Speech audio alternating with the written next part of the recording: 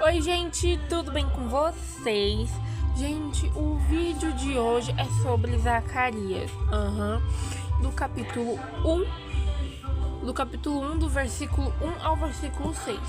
Vamos comigo, porque assim, tem muito babado, muita coisa pra gente, assim, tá descobrindo. E eu contar muitas coisas que eu descobri ao estudar esse texto.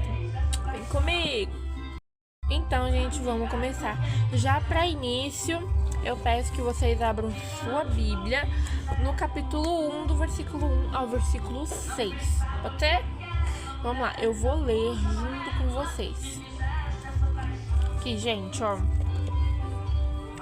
No 8º mês do 2º ano de Dário, como rei da Pérsia, o Senhor Deus falou com o profeta Zacarias, filho de Baraquias e neto de Ido. O Deus Todo-Poderoso mandou que ele dissesse ao povo o seguinte: Eu, o Senhor, fiquei muito irado com os seus antepassados.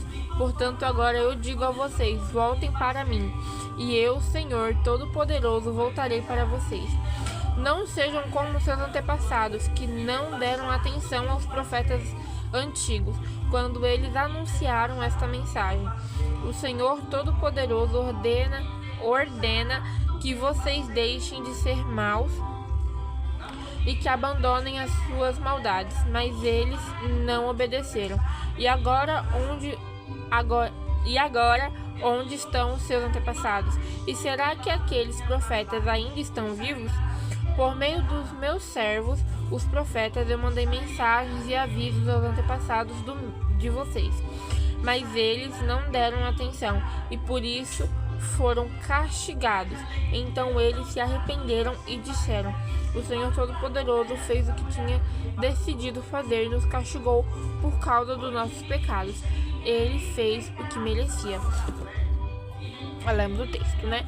Então vou dar uma breve introdução para vocês. Acontece que por volta do ano 520 a.C., o povo de Judá, a galera de Judá, tinha sido levada como povos cativos, pessoas cativas, para a Babilônia, porque eles tinham dado as costas para Deus. E eles iam ficar lá por 70 anos. Tá, ficaram por 70 anos, certo? Certo. Passaram-se os 70 anos, a galera de Judá estava voltando todo mundo para Jerusalém. E lá eles estavam tentando reconstruir a cidade e o templo, claro, né? E vamos começar. Uma coisa que me chamou muita atenção enquanto eu estava estudando esse texto é o versículo 3. Portanto, agora eu digo a vocês: voltem para mim, e eu, Senhor Todo-Poderoso, voltarei para vocês. Gente, o que me chamou muita atenção foi o quê? Deus, assim, estava disposto a ter um relacionamento com ele. E também o que eu entendo foi o quê? Eu estava chamando o povo para um recomeço, sabe? Para um recomeço, para uma nova vida com Deus, sem se entregar a ídolos. Se o povo se entregasse realmente, verdadeiramente, de corpo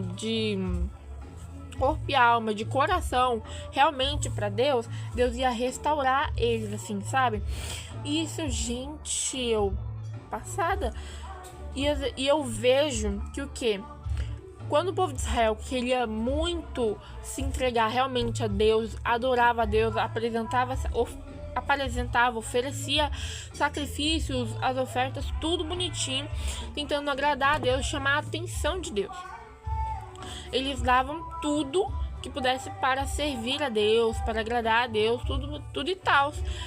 E eu vejo que às vezes, na minha vida assim cotidiana, às vezes eu não faço nem a metade. Mas eu não tô falando de matar um carneiro, não tô falando isso. Mas de dedicar o meu tempo, de me entregar mais na igreja. Isso que eu tô falando, sabe? Eu acabo me inspirando assim nessa parte em Israel. Mas continuando. Sabemos que quem escreveu esse capítulo 1 foi Zacarias, certo? Mas você sabia que Zacarias era da tribo de Levi? Ele era levita, gente. Eu quando tava estudando assim, pasma, passada. Gente, eu não sei, assim, claro que cada um tinha sua tribo. Sim, mas eu não sabia que ele era da tribo de Levi. Passada. antepassada. Ai, Duda, mas por quê? Mas por quê? Ou pra quem ele... pra quem ele escreveu esse trechinho aqui? Pro povo, claro, mas também para os líderes, como Zorobabel, o governador, e Josué, o sumo sacerdote. Gente, era para todo o povo, né? Babado, passado. Mas continuando. Ai, mas por que ele escreveu isso para o povo? Porque Deus falou isso. Para começar, para chamar o povo ao arrependimento. Para começar pelo começo. Para chamar o povo ao arrependimento. Mas ao arrependimento verdadeiro. Tá bom? Ai, Duda, como assim arrependimento verdadeiro? Assim, eu aprendi tanto estudando quanto na escola bíblica, ensinando essas coisas. Aprendi que o quê? Arrependimento não é só chorar. Entendeu? Não é só chorar. Não é só... Não, é mudança, gente. Mudança. Se você não mudar, você não se arrependeu. Duda, como assim? Vou te mostrar na prática. Um exemplo. Vamos supor que uma pessoa mente. Vamos supor, nossa, eu menti pra você, eu tenho o costume de mentir. Vamos pegar esse exemplo. Eu tenho o costume de mentir. Então o que acontece? Eu falo, Deus, me perdoa, eu me arrependo, não vou fazer mais isso. Arrependimento é mudança. Então a partir do momento que eu falo, Deus, eu me arrependo, Deus, não vou mais mentir. Não vou mentir. Quando eu mentir, eu já falo logo a verdade. Ai, nossa, sabia que... Já falo logo a verdade. Não mente mais. Entendeu? É mudança, gente. Mudança de vida, mudança de caráter, mudança de tudo. Entendeu? Também, menina, você sabia que apenas, no caso a gente tá lendo, este texto, meu Deus, este texto aqui, né? Você sabia que simplesmente um texto ou um trecho inteiro pode ter vários temas? Ai, como assim? Aqui a gente sabe, Deus manda que o povo se arrependa. A gente sabe que o tema disso aqui é esse aqui, arrependimento. Mas não é só arrependimento. Sim, eu fiquei passada, gente, como assim? Um texto tem mais de um tema, um simples texto ou trecho. Esse aqui é o arrependimento verdadeiro, que já é o tema-chave. Justiça divina. Restauração espiritual. Mostrar que a palavra de Deus é eterna, que ela se cumpre. Sim. Gente. E essa parte dos 70 anos que o povo passou lá na Babilônia, aqui na Bíblia. E eu vou mostrar para vocês. Abre a sua Bíblia comigo em Jeremias. Tem Jeremias 25 e Jeremias 29. Mas hoje a gente vai ficar com Jeremias 29, versículo 10. Achou? Jeremias, capítulo 29, versículo 10. Eu espero. Pronto. Vamos lá. Essa é um pouquinho diferente, se tiver muito diferente da sua. Mas espero que você entenda.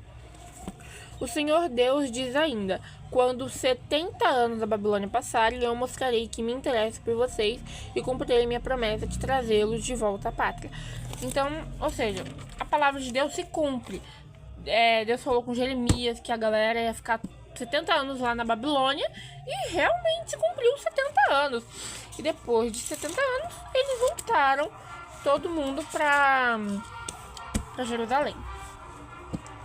E também, gente, depois desse grande babado, esse grande babado foi o quê? A gente quer aprender o quê? Primeiro, arrependimento. O tema-chave, basicamente, do texto é arrependimento. E segundo, não deixar o meu relacionamento com Deus virar rotina. Que eu acredito que quando Israel deu as costas foi para seguir outros deuses, certo?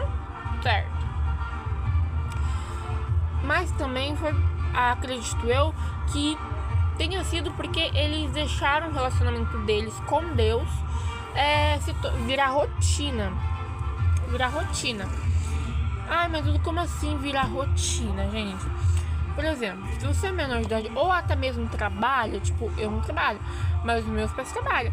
eles vão lá no trabalho e bate o ponto, certo? Então, se você deixa o seu relacionamento com Deus virar rotina, você só abre, faz seu devocional e bate o ponto do dia. Basicamente isso que você faz. Ai, Deus, como é que eu deixo meu relacionamento rotineiro?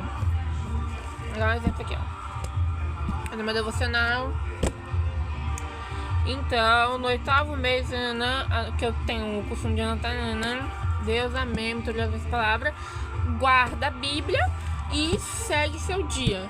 E, gente, assim, eu já corri o risco de deixar o meu relacionamento com Deus rotineiro e já deixei ele rotineiro. Sinceramente, ao decorrer do dia, você não dá. No caso, eu gosto de ouvir louvores, trap, gospel, as coisas. Às vezes não ouvia nem louvor. Quando eu tava limpando a casa, eu ouvia qualquer tipo de música, mas não tô falando funk, gente, calma. Então, assim, não tinha tanto ânimo, assim, deixava uma rotina, coisa do dia a dia, assim, sabe? E é isso, gente. E, gente, outra coisa que eu aprendi também: pecar é errado, né? Pecar é errado. Sim, pecar é super errado. Mas o que eu tô falando é que vamos supor, eu pequei. Eu trabalho com internet, né? Quero muito crescer aqui no Instagram, no YouTube. Aí eu vou gravar, às vezes eu caço ideia de vídeo pra mim gravar, mas também eu fico assistindo alguns vídeos às vezes no meu tempo livre. Tá bom. Mas ultimamente eu tô deixando meu devocional muito pra fazer à tarde. Ou seja, antes eu começo a estudar alguma coisa assim e começo a rolar o Reels, a rolar os Shorts, etc. E deixo o tempo passar. Quando eu vejo, à noite. Não dei prioridade a Deus. Não dizimei meu tempo logo pela manhã. Não dei as minhas primeiras horas pra Deus. E isso pra mim é considerado pecado. Porque assim, você meio que não priorizou a Deus. Não é meio, você não priorizou a Deus. Aí acontece, quando chega a hora de orar, que eu faço meu devocional e depois eu oro. Ou seja, terminou o devocional, oro logo em seguida. Tá bom. Aí eu oro assim, Senhor, muito obrigado por tudo. Até agradecer, eu agradeço, depois eu peço perdão. Gente, eu vou orando numa vergonha. Ai, mas não sei o que. Gente, sinceramente, eu vou ser bem sincera, eu oro numa vergonha. Eu oro com uma timidez. E quando eu tô falando com Deus, eu falo assim, ó: Deus, não sei o que, eu oro por fulano, não sei o que. Ó, tá acontecendo assado. Deus, hoje aconteceu isso comigo. Fiquei muito feliz. Deus, muito obrigado. Entendeu, gente? Eu falo bem abertamente assim com Deus. Mas quando eu vejo, nossa, cometi aquele pecado, falei o que não devia falar, não dei prioridade pra Deus, fiz isso, fiz aquilo, meu amigo, eu fico tímida, sinceramente. Pensa uma coisa que me deixa tímida, é quando eu peco e vou orar pra Deus. Gente, Jesus, eu vou te falar um exemplo como eu oro se eu tivesse pecado. Jesus, eu tô morrendo de vergonha de falar aqui com o Senhor. Eu sei que o Senhor já viu o que eu fiz, mas do mesmo jeito eu tô com muita vergonha de falar com o Senhor. E, gente, aí, Jesus, te peço perdão, me perdoa. Vou evitar, vou fazer com que esse pecado, esse erro, eu não cometa mais. E, gente, aí depois o dia da oração, o resto da oração que eu termino de orar, eu fico muito mais leve, eu consigo ser mais eu, entendeu? Falar com mais abertura. E, gente, isso é um alívio e eu sinto que me aproxima cada vez mais de Deus. Que é importante pedir perdão, mesmo quando você sabe que você peca, entendeu? Ai, mas eu não vi eu pecando, gente. Peça perdão pelos pecados que você não viu você cometendo, entendeu? Mas, né, gente, esse foi o vídeo de hoje, gente. Se você que chegou até aqui, muito obrigado. Curte e comenta, entendeu? E me segue, se inscreve aqui no canal. E muito obrigada. Um beijo, que fiquem com Deus. E um beijo.